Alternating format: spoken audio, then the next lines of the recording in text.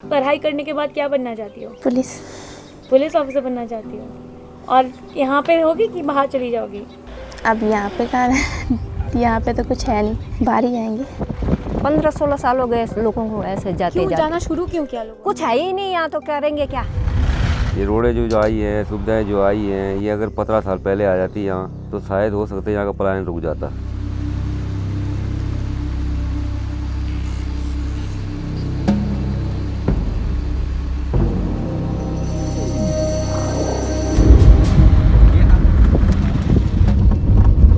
Over 700 villages in the hill state of Uttarakhand have been left barren from the curse of migration. Settlements here are turning into what they call Bhutiya Gaon or ghost villages because of lack of education, employment and job facilities.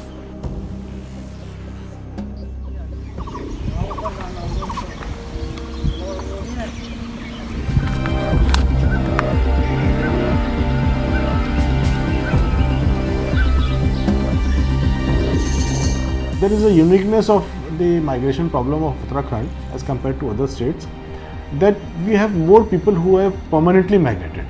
In other states of India, there are basically seasonal migrants. You see, as per the 2011 census, Pauri district and Almora district, these are the two most affected districts of the state, and the population, instead of increasing, it has decreased. We have villages where 2 people are living, or just a family is living, 3 or 4 people are living.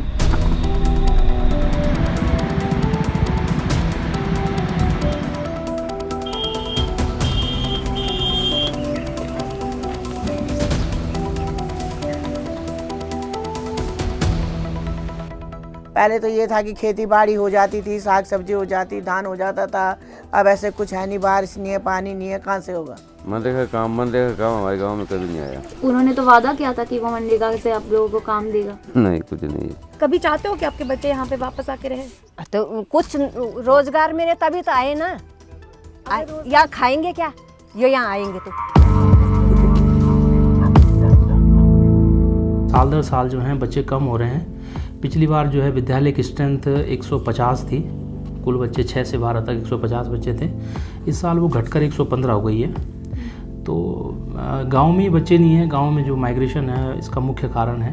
हाँ, यहाँ पर जो मतलब 3-4 kilometre दूर गांव है। और समस्या ये भी है कि जंगली जानवरों की वजह से भी लोग नहीं भेजते, क्योंकि यहाँ पर से सामने गांव कोई है, नीचे रोड के नीचे देखा होगा आपने।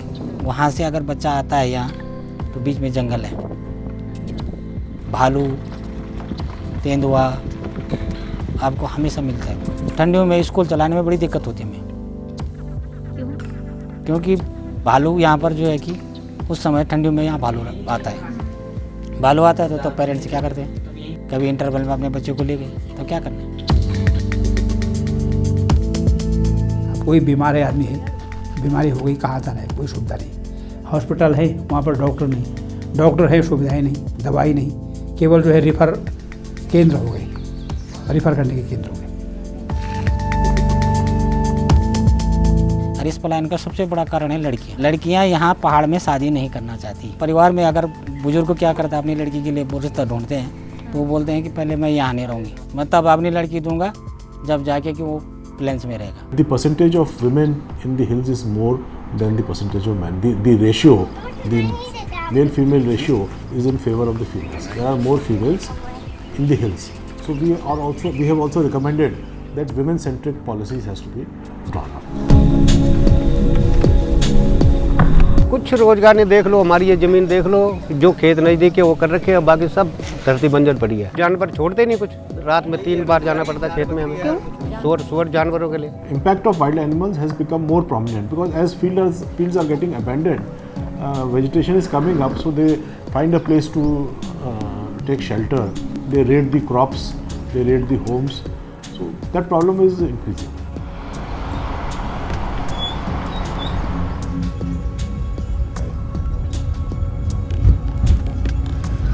But when it comes to the upcoming elections, will the local issues take a back seat? इस बार वोट देने जाएंगे आप? बिल्कुल जाऊंगा। और किसको दोगे? मोदी जी को दूंगा।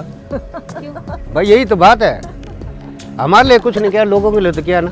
और देखो देश के लिए कितना किया, 4 के बदले 400 ही मारे। और 400 होते तो 1600 मारता। किसको वोट देंगे? मोदी को देंगे।